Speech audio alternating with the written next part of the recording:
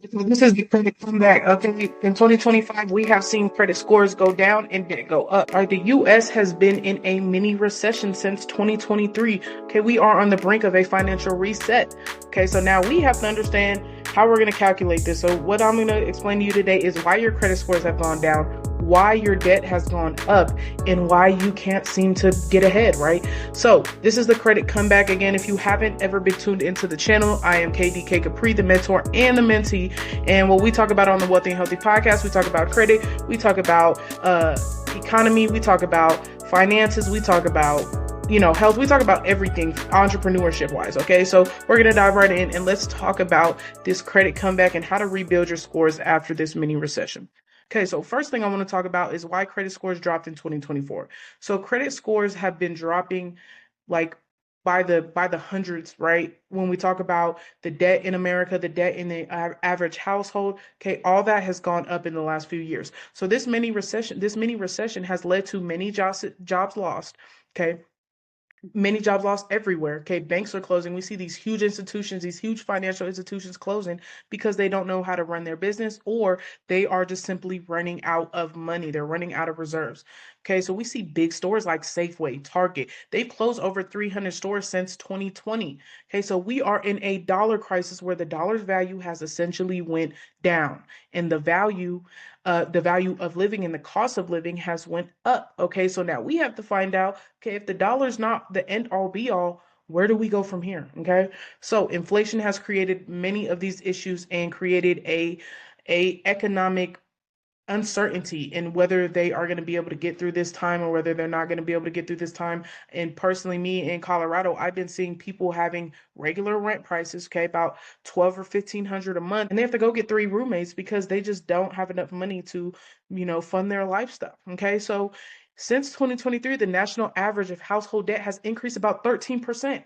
That is extremely high. Okay, so when we talk about why this has been happening, okay, we got a few reasons. We got inflation. Okay, so the cost of living is going up and the wages are staying the same or they're going down.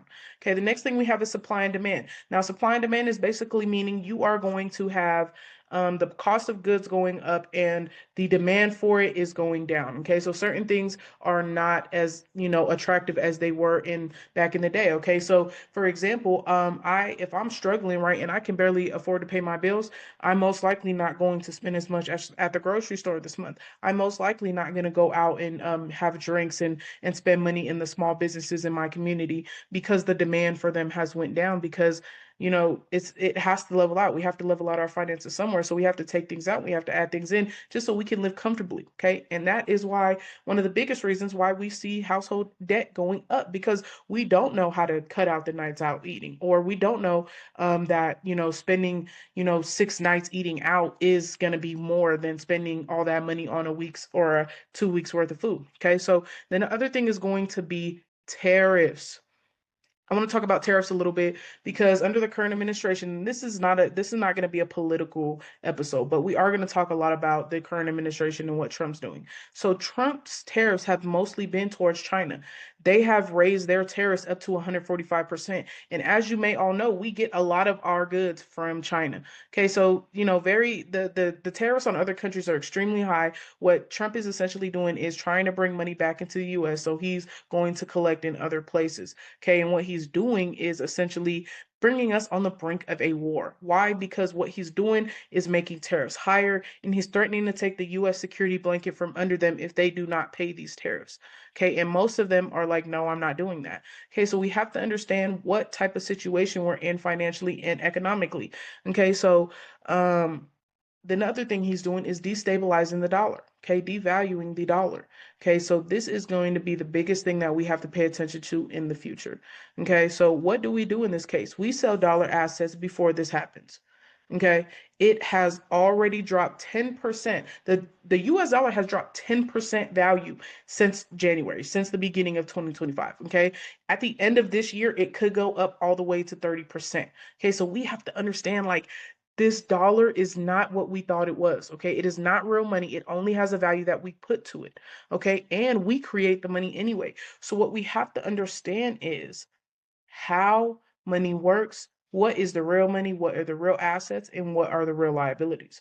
Okay, that's where we want to start. Let's get back into these tariffs though. Okay, so we have to act now, and we have to, that's why you see people, that's why you see the stock market plummeting. Okay, because people are starting to sell their fake assets, they're starting to sell their fake money so they can go get real money. Okay, that's why we have things like real estate. Okay, that's why we have things like oil. That's where you see the price of gold and silver skyrocketing now. It's skyrocketing because people are starting to understand, okay, this is not where the money is. This is not where my finances should be. Okay, let me shift my focus. All right. So people are getting smart, and people are, they're losing money. Okay. And this is destabilizing the global economy. Okay. We're seeing a similar recession, although this is a mini recession because it's only been a few years, but we're seeing a mini recession kind of like at the peak of the 2008 recession. Okay, so but the only difference is now we have more people, we have more money, and we have different leadership. Okay, what we have to understand is inflation is not us running out of money, it's because we don't know where to put the money. So we have to understand what actually holds value and what they're doing to restore wealth in America. I am in no way, shape, or form taking away the bad things that have gone on under this administration. But what we do have to understand is that administration before, under the Biden administration, the price of living went up and skyrocketed so much that now we have to make drastic change because we have drastic measures. Okay, so when our leaders, just like when Nixon changed the way we look at and we value the dollar in I think it was in 1970s. Okay, when he took us off the gold standard, that put people's back against wall. Now they have to act accordingly. Now they can't buy and sell gold, though, and it doesn't have the same value because that's when we essentially change our economic system to being a credit-based system. Okay, and then the dollar, the value of the dollar went up. Okay, so we have to pay attention to this, and it is not just about the money, y'all. It is really not about the money. Okay, it's a possibility that we are about to go to war with a lot of these countries because these people are not going to start paying more money for less things, or that's why you see this spike in cost of living in New York, because a lot of the tariffs have to do with the import and export business on New York. So now people are having to go pay 3 times more than they usually would just to get things to run their business. Okay, so that is a big reason why we have been destabilized and the value of the dollar has went down. And we put so much value in the US, we put so much value on the dollar that we wouldn't know what to do if that crashed, right? If that financial system crashed. Okay. So what do we do in that case, right? We have to start looking at things differently, okay? Because we are still, as of this time, we are a credit-based economy. So what does this have to do with your credit score? What does this have to do with your credit score dropping? What does this have to do with you going into more debt?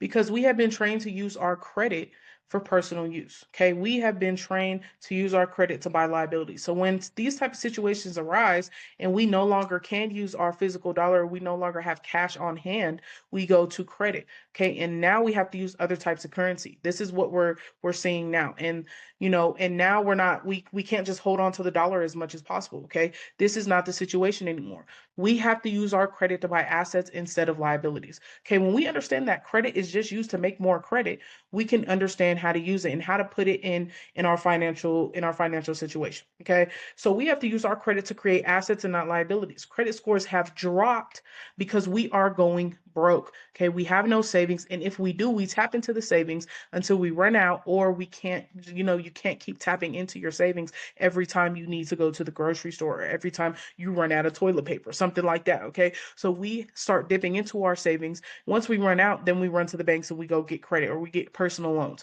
Okay, then once we spend this money on liabilities, or we just spend this money to pay our bills, okay, we eventually run out of money and that well runs dry.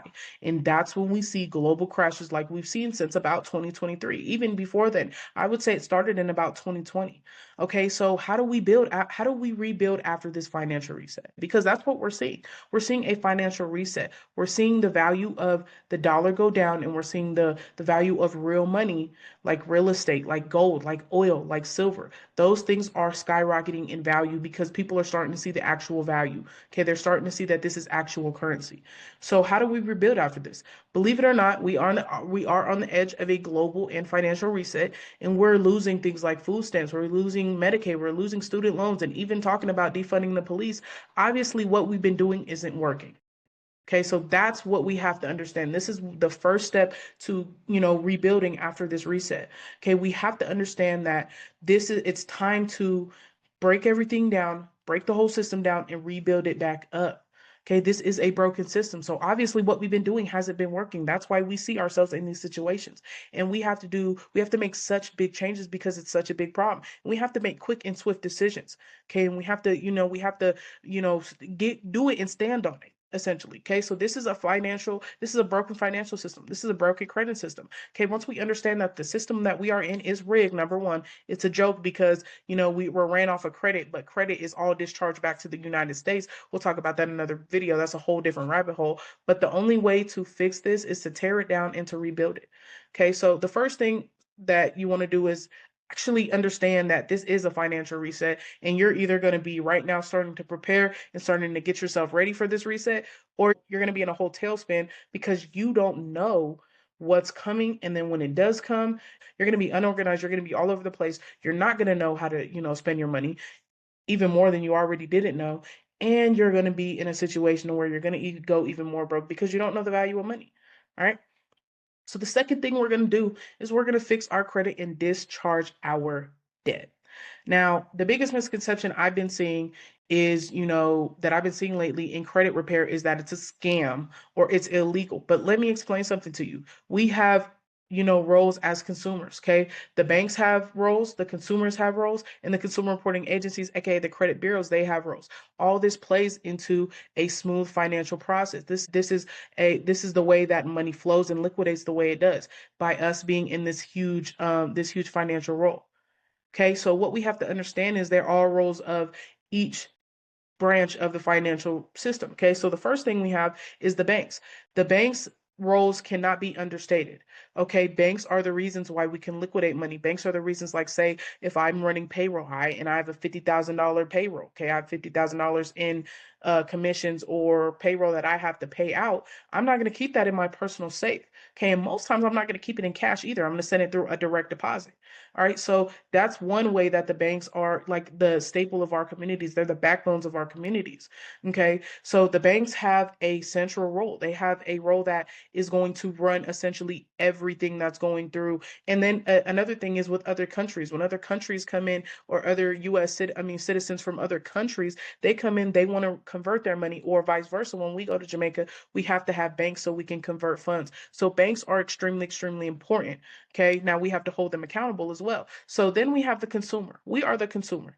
Okay, so that's where you see scores dropping, because when I talked about supply and demand, there is no sellers if without the consumer. So if there's too many buyers and not, I mean, if there's too many sellers and there's not enough buyers, then that's where you see a spike in inflation, and that's where you see people's credit scores going down, because now they have to spend money on things they wouldn't normally spend money on, and it's going to be harder to pay back because they might only have one stream of income. Okay, or they might not be able to pay for that at the time, so now they're just stuck making minimal payments and paying interest. Okay, so when we talk about what our role is as the consumer, we have to understand the money is all revolving around us. Okay, our signature creates the credit, number one. And as the consumer, our confidence in the banks is what runs the banks. Okay, so if everybody that we knew, everybody that you knew, everybody that I knew, everybody in the world took all their money out of the banks, the economy would collapse as we know it. So if we don't have confidence in the consumer reporting agencies, if we don't have confidence in the banks, the credit unions, and the lenders, if we don't have confidence in the government, none of this works. So everything is based off of what the consumer wants, essentially. Okay, and then we have the consumer reporting agencies, aka the credit bureaus. So a lot of people think we don't need credit bureaus, or I understand that they do a lot of bullshit, basically, essentially. I was trying to find a nicer way to put it, but basically what they do is they run through a lot of these loopholes because they know we don't know the information. But consumer reporting agencies are extremely important. Why? Because they are going to be someone's reference or a lender's reference, because these lenders do not know you. They do not know you personally. Okay, so they need to have some type of reference so they can assess your credit worthiness. Okay, so that's extremely important. Okay, so consumer reporting agencies have a huge role in understanding and building trust between consumers, lenders, employers, landlords, anything like that. So consumer reporting agencies are kind of that middleman between you and a business or a institution that you might not have a connection with beforehand. Okay. And another thing I want to talk about when it comes to discharging your debt and fixing your credit is you can legally discharge any debt. Okay. According to the Federal Reserve Act, our promissory notes can be used as currency. Okay. And we have things like the FCRA Act where certain things should not be on your credit report. Actually, nothing should be on your credit report without your personal knowledge or your personal consent. Okay. And they have to have that in wet ink. Okay, so it has to be a wet ink signature, and they have to be able to prove that they can validate that debt before they can even enforce it. Okay, so there's a few laws that you can use, and we'll talk about that next episode. But I just want you guys to understand the power of the consumer and that we do have the access to fix our credit. We do have the access to go get funding at any stage in our credit repair history, in our credit repair journey. So one thing that most people don't know about fixing your credit or discharging your debt is that disputing too many items at once can flag you as high risk. So if I'm sending one letter with 50 different late payments on it, it can flag me as high risk. Okay, and that can make me look, it can make me look like that's where you see things like scams or where you see high risk and you never get anything removed. Okay, so the best back practice is going to be the 30 to 45 day rule. So what this means is you're going to send your disputes 30 to 5 days apart and avoid triggering those fraud alerts, those high risk alerts. Okay, so how can you do that? You just simply just want to make sure you're staying in the time frame. Okay, most letters, when you send them, these consumer reporting agencies or the financial institution, they most of the time have 10 to 30 days to respond. Okay, most times, other times it's 45. Okay, so when you send those letters out like clockwork, okay, not only helps you build a case and lets if you do go to pre-arbitration or you do go to end up suing in small claims court, then you can get to a point where you have a case built up. Not only does it help you with that, but it also helps you stay consistent in the process, and it just aids in a smoother credit repair process or credit restoration process.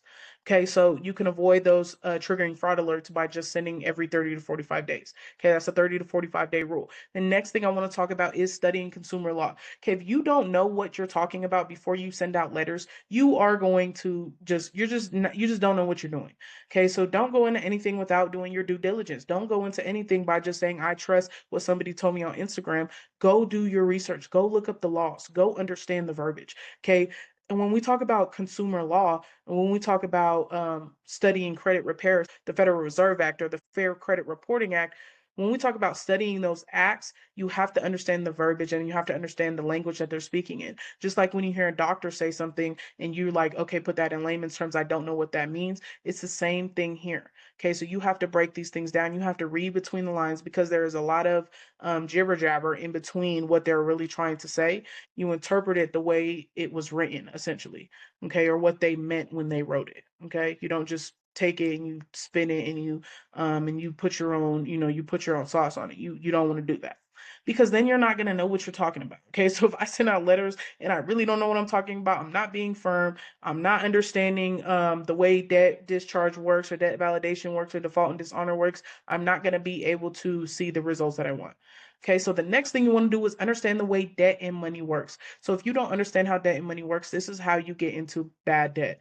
Okay, you got good debt, you got bad debt. Bad debt is going to have the liabilities. Good debt is going to have the assets. So assets and good debt is going to have money coming in. Okay, liabilities and bad debt is going to be taking money out. All right, so if you don't understand the way debt and credit works, then you're going to set yourself up to be broke. You're going to set yourself up for financial heartache. You are going to set yourself up to not have anything to pass on to anybody before you, and you're not going to retire till you're like 80. Okay, so if you want to do that, by all means, don't understand the way debt works and the way money works, because most of this one percenters, most of these people who make over $1 million a year, they know how money works. They know how to speak to the bankers. They know how to speak Latin. Okay, they know what money does, how it works, how it's supposed to work, the purpose of money, and they make it work for them. Okay, so understand how money works, understand how credit works. All right.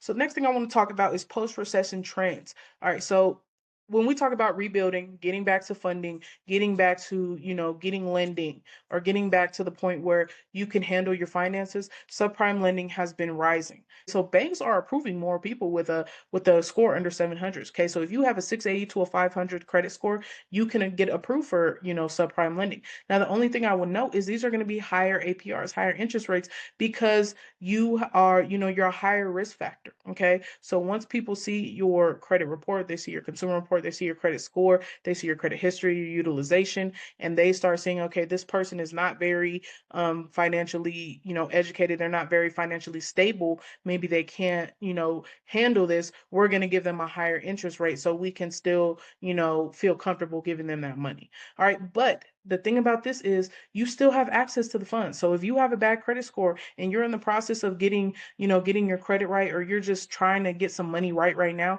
you do have access to subprime lenders, okay? And you can find those anywhere, okay? So just start doing your due diligence, all right? But if you just want to fix your credit, start by educating yourself beforehand. Understand your rights. Okay, so once you understand your rights, you understand your power as a consumer, you can start navigating different in the world. You can start navigating and put yourself in place to where you're never going to have to worry about a recession, to where you're never going to have to worry about inflation. Okay, so because you can adapt in any type of situation. All right, and you're financially literate. You know how money works. Okay, so if I know how money works, and then they start changing the rules, start changing the game, automatically I know the money is going to still work. Okay, so that's why you see businesses still flourishing, or businesses changing things up a little bit, and then they still flourish in a recession. Okay, because people are going to spend money either way. Doesn't matter whether you're in a recession, doesn't matter whether you're just getting out of recession, doesn't matter whether you're just going in a recession. People are still going to be spending money. All right, so you have to understand what's your place in that. That brings me to understanding your place and finding your place in entrepreneurship. So entrepreneurship is extremely important. All right, every entrepreneur that's watching this, or every aspiring entrepreneur, you have to understand your place. Okay, because when we understand, like everybody, I hear this so many times. Like people say, well, if there's too many businesses, who's going to be buying? You're going to be buying, because let me give you an example. So when you get a new job, right? If I have a new job and I make 20K, and I just came from a job where I was making 10K, I'm automatically going to be spending more money, right? I'm going to be putting more money into the economy. Okay, so if I make $20,000, I'm going to go spend more on groceries. I might upgrade to a better house or a better apartment. I'm going to go buy nicer things. Okay, and what does that do? That brings money back into the economy. So once we find our place in entrepreneurship, we can start making money, and then we can start pouring that back into our communities. Small businesses have actually been the only reason why the US economy has not crashed as we know it. Because why? Because people are always spending money. You just have to be, you just have to find your place in entrepreneurship to where you are something that somebody needs. Okay, so if I do credit repair, there's always going to be opportunities for me to pitch credit repair. It doesn't matter whether we're in a recession, whether everybody's rich or not. You're still going to need things removed off of your credit. All right, so certain things like that. Once you find your place in entrepreneurship, you can understand how to come back. You can start using your credit and get that credit come back. All right. So the next thing I want to talk about is create credit and create assets. All right, you can create assets by creating credit. Should only be used to make more credit, y'all. That's the game. Once you understand that, you crack the code. Okay, just like money, just like the dollar bill. Dollar bill is only made to make more money. Your security interest in your promissory note is the security interest. Okay, so once I sign and say, okay, you can run my credit, I just need this money, that is their collateral. All right. So once we understand that credit is an asset, we can start buying assets. We can make it work for us, because there's two types of income. There's going to be active income and passive income. Okay. Active income is going to be on the liability side, because I have to go get that. Most times I have to spend money to make money. I got to put money, I got to fill my gas tank up before I drive to work. I got to fill my gas tank up so that I can go get to work just to pay off the car.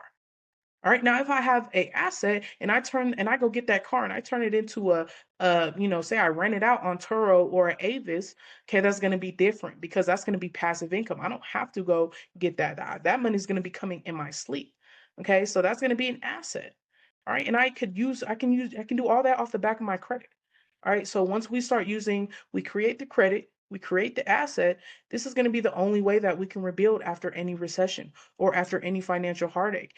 And this is how we're going to keep our wealth healthy. This is how we're going to keep our future bright. This is the only way that we're going to be able to get out of this recession, this mini recession. So once you understand that rebuilding your scores after this mini recession and restoring your credit, and then how to use your credit, you can understand everything that you need to know. You can crack the code and you can start getting wealthy, because this is what people use. Okay. And we have to understand that our social economic status has a lot to do with why we're broke. Okay. So that's why I brought up tariffs. That's why I brought up inflation. That's why I brought up, so many different things in this episode, because we have to start understanding how we got here. Okay. Financial literacy is extremely important. Okay. So if you don't have financial literacy, you're not going to know how to navigate through life. Okay. So we have to start understanding these things. We got to start utilizing them. We got to start putting it into fruition. We have to start executing. All right. So with that being said, I want you guys to like, comment, and subscribe. Tell me what you learned from this video. Tell me what your thoughts are on tariffs. Tell me what your thoughts are on the new administration. Tell me what your thoughts are on them defunding the police, even all the way going down to whether, you're getting food stamps now or you're not getting food stamps, whether you got your Medicaid took away. How do you feel about that? Okay, so put that in the comments below. We're going to keep coming back with these type of videos. So if you guys liked it, let me know. Put us at the top of the algorithm, like, comment, and subscribe. Okay, the next thing I want you guys to do is to pre-save the Credit Mastery course. Okay, this program is going to be the biggest program I've done. This is going to be the hardest thing I've worked on, and I want you guys to pre-save. It's going to come out at the end of October, and this is going to be your roadmap, your blueprint to mastering credit and to creating income with your debt. Okay, so pre-save the Credit Mastery course, and we're going to go up this year. We're going up all 2025. Next thing I want you guys to do is to sign up for the free Credit Hacks Workshop from 6 to 8 p.m. Mountain Standard Time. We do this every single Friday. And what we're doing at the Credit Hacks Workshop is we're essentially giving you all the need to know. We're giving you all the gatekept secrets when it comes to finding great lenders, when it comes to understanding your power as the consumer. We're going to show you how to use your debt to create income and how to use your credit to create wealth. Okay, so once you understand this, you're going to be able to start going up. You're going to start you a business. You're going to get you some passive income streams, and you could probably quit your job. You can go buy your mom a house. You can go on that dream vacation, get that dream whip. Okay, so if you sign up right now, the link is going to be below. Then you can grab your seat right now for the Credit Hacks Workshop. We do it every single Friday. Okay, so if you missed last Friday or you missed today, then you can go on and sign up for next week. All right, this is a very exclusive event. We don't do replays. All right, next thing I want you guys to do is schedule a call with me or from one of my other team members from Amagio Solutions. And what we're going to do is we're going to give you a scheduled game plan. Okay, we're going to pull your credit report. We're going to do a balance sheet with you, and we're going to show you your options and where you should go when it comes to finances or how you should fix your credit. All right, so schedule a 30-minute call. It's just going to be a quick strategy session. Let's get right, because the more we plan, the more we can know how to execute. All right, so schedule a call, pre-save the Credit Mastery course, and sign up for the Credit Hacks Workshop. And don't forget to like, comment, and subscribe. All right, so it's your girl, KD Capri, the mentor and the mentee. And this was a Wealthy and Healthy podcast. I hope you guys enjoyed. I'm going to be back with another episode next Friday.